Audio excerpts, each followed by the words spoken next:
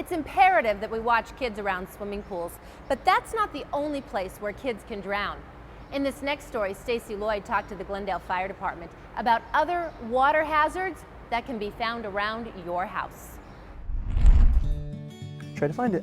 How about the Grinch? Can you find the Grinch? Glendale firefighter Jason Poole loves playing games with his daughters, but it's no game to him when it comes to water safety, especially in the bathroom. You don't go in here by yourself, right? Right? Yeah. We let them know that water is not a safe thing to be around, especially when mom and dad and anyone's not around. The Glendale Fire Department takes spreading the word about water safety very seriously. It's important to remind parents that nothing replaces adult supervision. We need to watch our children around water at all times. That includes your home. The bathroom can be a dangerous place for children when it comes to water safety. So good advice for bath time: be prepared. Make sure you have your towel and soap and shampoo ready to go before you ever run the water for the bathtub and have the child in the tub.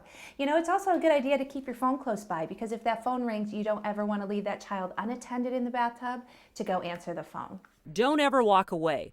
The scary thing is, it only takes a few seconds and a very small amount of water. It really doesn't take very much water. It really only takes about an inch of water for a child to be able to submerge the nose and mouth and then ultimately drown.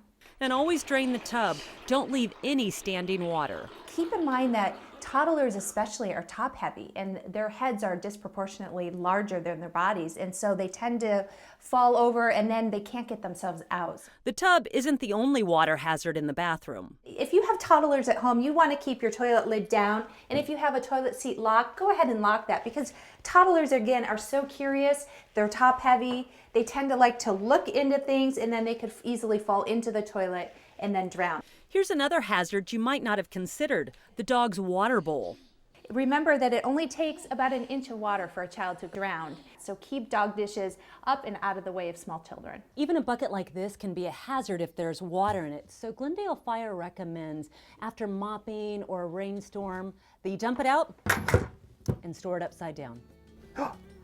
Jason is vigilant about keeping his children safe around water, because he's seen firsthand what can happen if he's not.